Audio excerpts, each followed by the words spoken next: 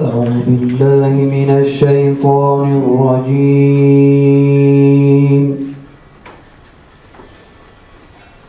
بسم الله الرحمن الرحيم.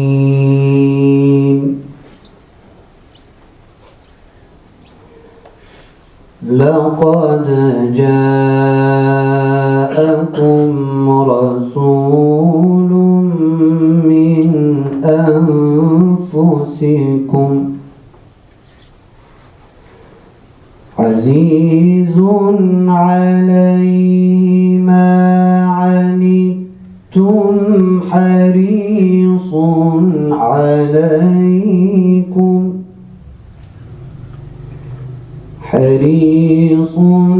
عليكم بالمؤمنين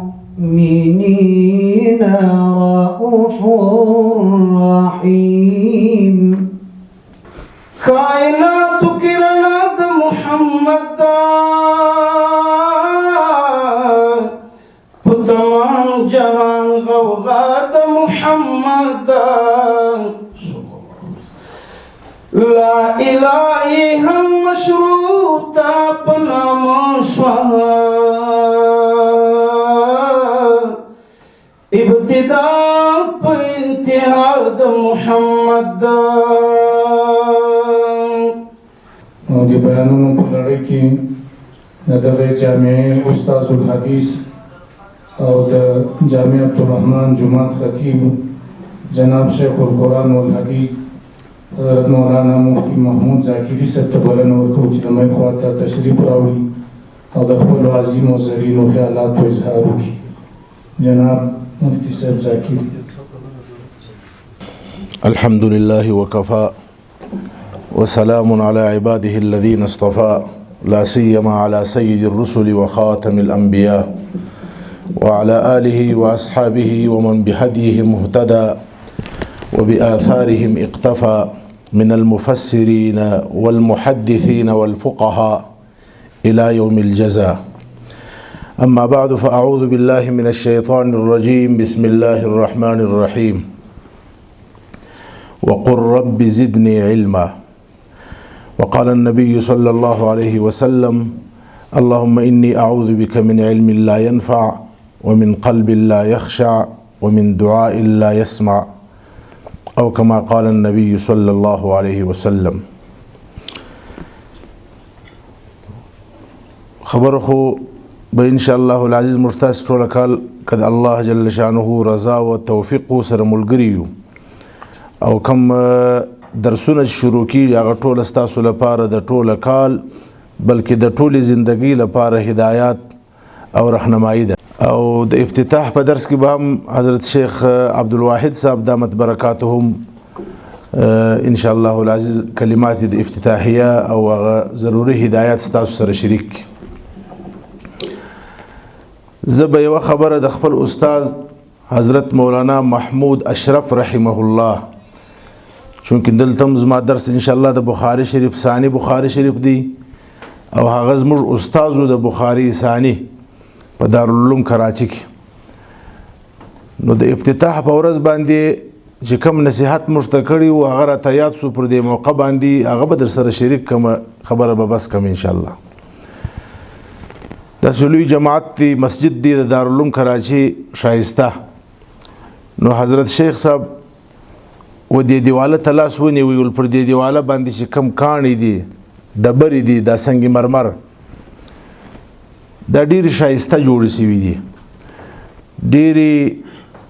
دل کششه جوړې شوي دي انسان نظر جلبوي خو د مسجد بنا په دې باندې نه ده ولاړه او د دې کانو یا ډبرو په ختمېدو باندې مسجد نه چپه کیږي. اصل دا مسجد چې درولې دي دا مسجد چې بنا کړی دي دا مسجد چې ولاړ دي د یو څو کانې دي یو څو ډبرې دي چې هغو خپل ځان دفن کوي خپل ځان یې ورک کوي او خپل ځان یې د صحنې څخه لرې کوي خو دا مسجد یې ودروي هغه کاڼي او ډبرې دي چې په بنیاد کې د دې مسجد استعمال شوي دي هغه په نظر نه راځي رښتیا هم دا بنا چې اوس ولاړه د دې بنا په بنیاد کې چې کم کاڼي دي هغه په نظر نه راځي هغو یو څو کاڼو او ډبرو خپل ځان دفن کوي خو زما استاد دپاره داسې یو معیار یو بنیاد دا ودروي او هغه معیار او بنیاد دی چې د هغو په شورېدو د هغو په ختمېدو د بنا ټول چپه کېږي نو دا خبره تر دې پورې رایاده سوله هلته خو موږ ته حضرت شیخ صاحب رحمه الله وفرمیل چې تاسې د خپل ځان څخه هغه بنیادي کاڼي جوړ کړي دا ظاهري نشو و نما ظاهري شکل و انداز ظاهري دا نن سبا چې کوم په د دنیا په پوهنتونو د دنیا په ادارو کې مروجه د سند دی او د سند ترڅنګ دلته زموږ تاسې په وطنو کې بستونه دي د بس په نامه دي پلان دي دا مهم نه دي دا لکه هغه ظاهري کاڼي چې په دیوال باندې وي تاسې د ځان څخه هغه کاڼي جوړ کړي کومه کاڼه چې د ټوله بنا دپاره بنیاد دی خو زه په دې موقع باندې د هغه ترڅنګ دا هم یادوم لکه مخکې چې مولانا صاحب محترم وفرمایله چې تاسې به کوشش کوئ زه دا وایم زه وایم چې دا بنا دا پر یو داسې یو کاڼي باندې ولاړه ده لکه حضرت شیخ الاسلام شیخ شهید رحم الله حقانی رحمه الله هغه اوس که زموږ تاسو په منځ کې نسته د دې دنیا څخه ولاړئ خو دا بنیاد به انشاء الله العزیز زه وعده درکوم چې انشاء الله دا بنیاد تر څو پورې چې دا بنیاد وي یعنی د حضرت شیخ صاحب رحمه الله لار د هغه نظریه د هغه عقیده دا تعقیبوي موږ تاسو یې تعقیبوو دا به ورځ په ورځ ترقي کوي انشاء الله په دې ځای کې به د کمزوري خبره لا نه کوو چې یا موږ کمزوري یا کمزوري د نه دا به نه وایو موږ بالکل داسې یو بنیاد لرو چې هغه بنیاد به انشاء الله العزیز موږ او تاسو ټولو ته ترقي رابخشي دا خو یو شاخ دی دا مرکز دا خو مرکز وي دا رقم به انشاء الله په ټولو ولایاتو کې الله پاک و دې مرکز ته شاخونه ورکوي دوامه خبره دا ده چې په قرآن کریم کې الله جل شانه رسول اکرم صلی الله علیه وسلم ته امر کوي وقل رب زدنی علما ازما حبیبه صلی الله علیه وسلم ته زما څخه د علم زیادت وغواړه نبی اکرم صلی الله علیه وسلم دعا کوي اللهم انی اعوذ بک من علم لا ينفع یا الله ما د علم غیر نافع څخه وساته علماء کرام سوال کوي الله جل شانه ورته وایي چې علم وغواړه او نبی علیه السلام بیا د علم څخه پناه غواړي وی علم دوه قسمه دي یو علم نافع دی د هغه غوښتنه به کوو دعا به کوو یو علم غیر نافع دی د هغه څخه به پناه غواړو علم را بر دل زنی یاری شود علم را بر تن زنی ماری شود علم چې کله وزرت لاره پیدا کی د علم د انسان لپاره یار دی دا بیا ورثه الانبیاء جوړیږي او دا بیا د انما یخشى الله من عباده العلماء مصداق جوړیږي او دغه عالم وینه بیا د سیاهی د قلم د شهید د وینې سره برابرېږي او که علم خالی پر ظاهر باندې و زړه ته لاره نه کړه پیدا بیا دا علم د انسان لپاره مار دی زهر قاتل دی بیا به دا هغه عالم وي چې د جهنم افتتاح به په ده باندې کېږي تاسو ته په مشکات شریف کې روایت تیر شوی دی چې د جهنم افتتاح په څو کسانو کېږي درو کسانو اول څوک دی شیخ صاحب مولوی صاحب حضرت صاحب خطیب صاحب مفتی صاحب د جهنم افتتاح به په ده باندې کېږي او بیا به دا ناری کې چې زه خو بیا هم مسلمان وم یهود نصارا مشرک دا ټوله ولاړ دي جواب به دا وي چې لیس من یعلم کمن لا یعلم هغه څوک چې پوهېدي او انکار یې کوي مخالفت یې کوي او هغه چې نه پوهېدي دا نه دي برابر نو نبی علیه السلام چې پناه غوښتې ده د علم غیر نافع څخه الله جل شانه چې امر کړی دی د زیادت د علم نافع د دې دواړو فرق څه دی زه وایم زما علم نافع دی ته وایې زما علم نافع دی هغه خلک چې څو دوه کاله مخکې دلته د امریکایانو سره یې چوپړ وایي ولاړ وه د علماو په نامه باندې هغه ول چې زموږ علم نافع دی، هغه هم دا نه دی ویلي چې زموږ علم غیر نافع دی. د نافع او غیر نافع علم فرق څه دی؟ امام غزالی رحمه الله درې فرق بیان کړی. اول د په دې باندې ابتدا کې وایم چې دا یو دوايي ده، موږ تاسو دا دوايي و شروع کوو نو څومره چې انسان دوا خوري روزانه نه 2 ورځې پس هفته پس انسان خپل ټیسټ کوي، خپل معلومات اخلي چې دوا فائدہ راته کړې ده کنه. نو که علم نافع دا 3 ثمرې بلري. اوله ثمره د علم نافع هغه توجه د عالم و طرف ته د عمل. کزما په سینه کې علم راغی او دی علم زو عمل ته تر لاس ونیولم و عمل ته روان کړم، د عمل باندې باعث کړم، پوسه چې د علم نافع دی. او کزما په معلوماتو کې اضافه کېدله خو په عمل کې اضافه نه راتله، پوسه چې د علم غیر نافع دی، دوا فائدہ نه ده کړې. بس دا به تاسو د نن سره د ځان سره دا یاداشت نوٹ اخلي،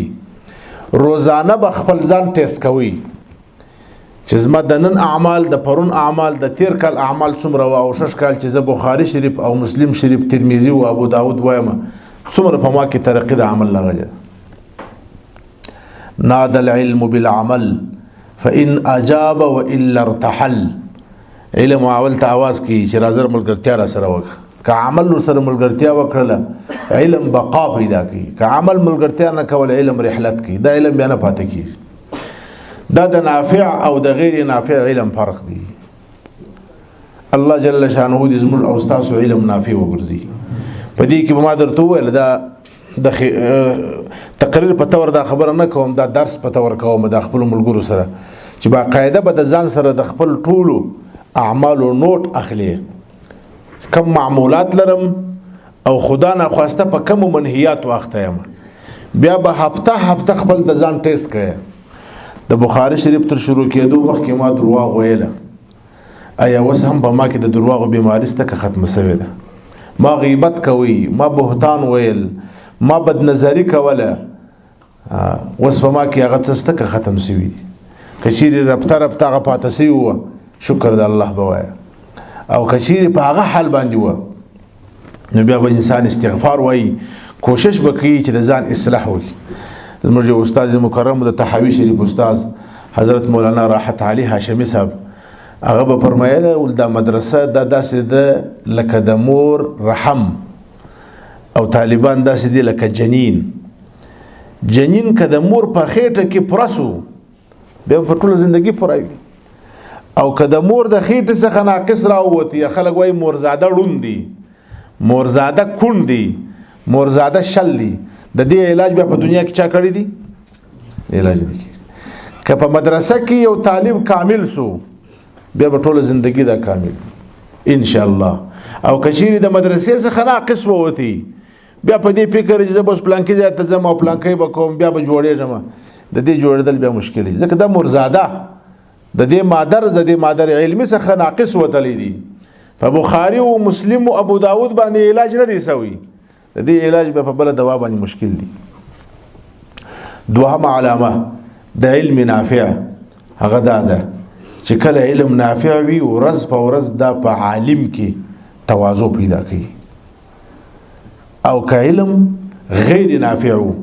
دا په عالم کې څه پیدا کوي؟ تکبر پیدا کوي. که علم نافع څه پیدا کوي؟ یوش خیاس ان شاء الله. که علم نافع څه پیدا کوي؟ او که علم غیر نافع حضرت حکیم الامت رحمه الله خپل اکابرینو باندې اعتماد کوي، خپل اکابرینو کتابونه ګوري، د اکابرینو کتاب چې د خپل اکابرین سره وایي د هغو زندگی وایي د په انسان کې ډېر انقلاب او اصلاح راوړي. حکیم الامت رحمه الله د نافع او د غیر نافع علم فرق ورکوي، ډېر آشنا مثال یې ورکړی دی. وایي د ورجو دیګ باندې کا ورجو دیګ ټول لیدلی دي، اوبه واچوه ورجې ور واچوه اور پسې بل کا تر څو پورې چې دا ورجې کچا وي چې سر یې پورته کې ورجې څنګه وي؟ خوړه پورته غورځي که نه غورځي؟ جواب راکړي. پورته غورځي که نه غورځي؟ شور یې جوړ کړی که نه؟ شور جوړ کړي خو چې راپورته کې دا د قابل د استعمال د خوراک نه وي کلکه وي نو بیا شپږ راولاړ شي پر دې سرپوش باندې د دې دیګ یو کپړه واچي بیا پر سر باندې یو دوه درې خښتې وکاڼې کښېږدي دې ته موږ تاسو څه وایو دم وایي دم یې کړل نیم ساعت پس بیا راسې چې دا سر یې پورته کې ورجې څنګه وي بیا شور کوي څنګه وي خاموش پرتي آرام لیکن دومره په دې کې طاقت راغلی چې دا سر یې پورته کې و ټوله کلي او محلې ته خوشبويي ورسېږي رسېږي که نه رسېږي بس دا فرق دی یو د هغه علم غیر نافع دی علم غیر نافع والا به همیشه پورته پورته غورځي جګ جګ به غورځي په دې ته خلور واچوه هغه ته خلور واچوه هغه وکوه هغه وکوه داسې موضوع راپورته که هغه راپورته مقصد یې دا وي چې هلته برکت نه لري پختګي نه لري نافع نه وي او علم غیر نافع هغه داسې وي لکه پخې ورځي هغه په قبر کې پروت وي خو باغ یې دغه ستره تازه وي زموږ تاسو شیخ صاحب رحمه الله چیرې دي قبر کې خو الحمدلله د ده نوم د ده تذکره د ده یاد د بخاري او د مسلم په درس کې د ابو داود او ترمذي په درسګاو کې سهار او ماښام روان وي دا کوم علم سو نافع نو نافع علم د په انسان کې څه پیدا کوي خشوع او عاجزي لکه ورجې چې پخې چې کمال پکې رالی بیا خاموش شي او شی غیر نافع هغه په انسان کې څه پیدا کوي غرور او تکبر درېم علامه که علم نافع د په انسان کې خشیت پیدا کوي الله جل شانه خشیت خوف پر عالم باندې بد الله جل شانه د خشیت او د خوف آثار وي او که کله علم غیر نافع بیا به انسان ته معلومات په لاس ورکوي خو خشیت او خوف دا نه پیدا کوي همدا وجه ده چې زموږ حضرات علما کرام فرمایي چې د علم اثر لکه مخکې چې ما شعر ووایي د مولانا رحمه الله دا پر زړه باندې پکار دي اوس نن سبا دا یو مشکل راغلی دی دا هم یو علمیه د زموږ او ستاسو د زمانې چې دا علوم خلک ظاهري علوم بولي مطلب دا دی چې دا علم د قلب او د زړه او د نفس په اصلاح کې هیڅ کار نه لري دا نفس د اصلاح دپاره بیا بل ځای ته ولاړ سه خانقاه ته زه په دې خبره باندې چې کله واورم پریشانه سم په دې پریشانه سم چې آیا هغه لوی کتاب چې د اسمانه څخه راغی په 23 کاله کې او هغه مبارک اقوال د نبی اکرم صلی الله علیه وسلم چې امت ته ورکړل او بیا دا اکابرینو جمع کړل او بیا د علما کرام مستوي یعنی دا هیڅ اثر نه لري د زړه په اصلاح کې د نفس په اصلاح کې دا خو ګوان کې موږ او تاسو د قران او سنت تعطیل اقرار کوو چې دا یو معتل علم دی دا بغل تکشیر دا ډیر اثر نه کوي دا اثر د اصلاح د لپاره به بل ځای زم دا نه خبر بلکې چې څوک په بخاری نو سو اصلاح په مسلم او ترمذی نو سو اصلاح په قران نو سو اصلاح د الله په ذات قسم کې په یو دوا باندې اصلاح کې دا د اصلاح دي او همدا وجه د انما يخشى الله من عباده العلماء د علماء په زړه کې د الله پاک خشیت او خوف نو دا درې بنیادی علامې دي تاسو چې وسره لاس د تاسو د پاره د مور د نس او د مور د خېټې حیثیت لري په دې کې کوم تاسو کې د درې صفات را علم نافع دي کامیاب وي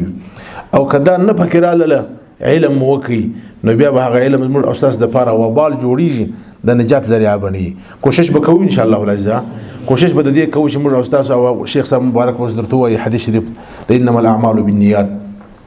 تر ټولو مقدم ابتداء دا کار دی چې په اول سر کې د نیت اصلاح وکړي ګوري د الله جل شانه په خاطر باندې د الله د رضا د پاره علم چې د پاره وایي د الله د رضا د پاره وایي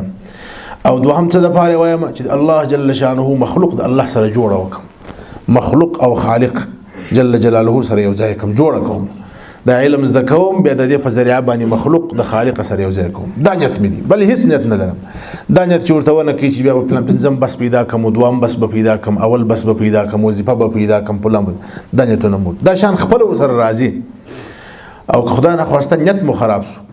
نو نتیجه به دا وي چې ستړیا مو کړی او ثمره به فلاس نه راغلی الله جل شانه دی ستاسو سنې د علوم ډکی کی او الله جل شانه دی موږ او تاسو ټول ته توفیق راکړي چې دا سفر تر پای پر عافیت او سلامتی ورسو او الله جل شانه دی دا زموږ تاسو مرکز او جامعه د ټول شرور او آفات او بلیات سو ساتي او الله پاک دې ټول ضرورت د غیب او د خزانو سفر کوي الله جل شانه دې موږ او تاسو د هیڅ چا ودر ته د خپل درس سیوا د هیڅ چا درته نه محتاج کړي موږ د الله پاک ته وایو چې الله ستاسو د درس څخه سیوا بل درته مو محتاج کوه بیا الله جل شانه غیرتی ذات دی بیا الله پاک موږ تاسو ته تنظیم کړي اقول قولي هذا واستغفر الله لي ولكم ولسائر المسلمين السلام عليكم ورحمة الله أعوذ بالله من الشيطان الرجيم بسم الله الرحمن الرحيم هل يستوي الذين يعلمون والذين لا يعلمون قال رسول الله صلى الله عليه وسلم إنما الناس كمئة إبل لا يجد الرجل فيها راحلة أو كما قال عليه الصلاة والسلام زما ډیر محترم معزز طلباء کرام او دلتا ناس شيوخ اعظام د ټولو په اجازت باندې منګه ناچیز زمنګه په ذهن کې چې د اصلاح او د مدرسې د ترقۍ لپاره کمی خبرې وي هغه ستاسو حضور ته وړاندې کوم شروع د مولانا روم رحمت الله علیه د یو شعر نه کوم مولانا روم رحمت الله علیه شعر فرمایله و شیخ با چراغ همی گشت گرد شهر کزدام در ملولم انسان مرزو است زین هم رهان سست ناصر دلم گرفتم شیر خدا او دوستم روستم و دوستان مرزو است گفتم که یاب تمی نشود جست ما گفتان که یاب تمی نشود آن مرزو است الحمد لله رب العالمين والعاقبة للمتقين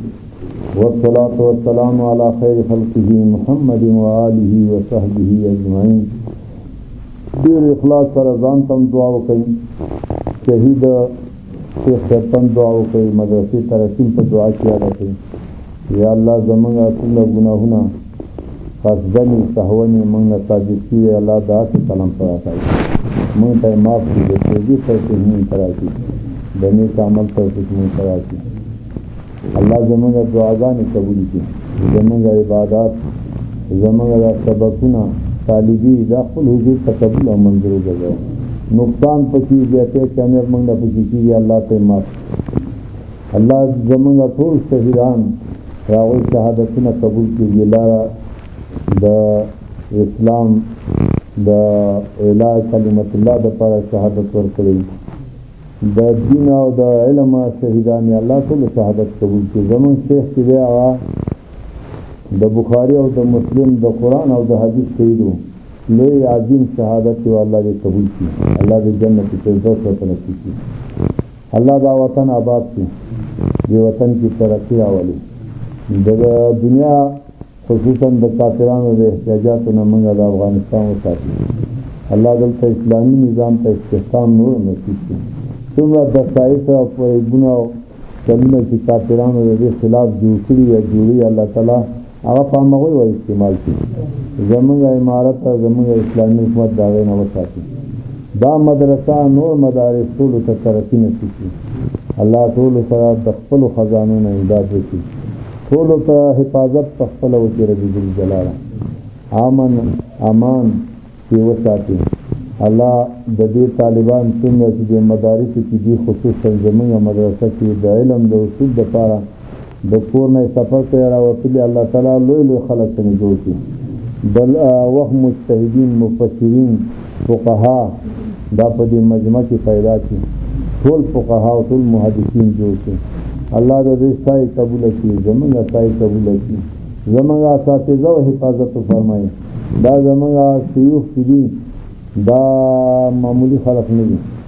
دا ډېر لوی خلق دي الله جل جلاله دې په عمرونو کې برکت واچي د دوی علومو کې الله تعالی برکت واچي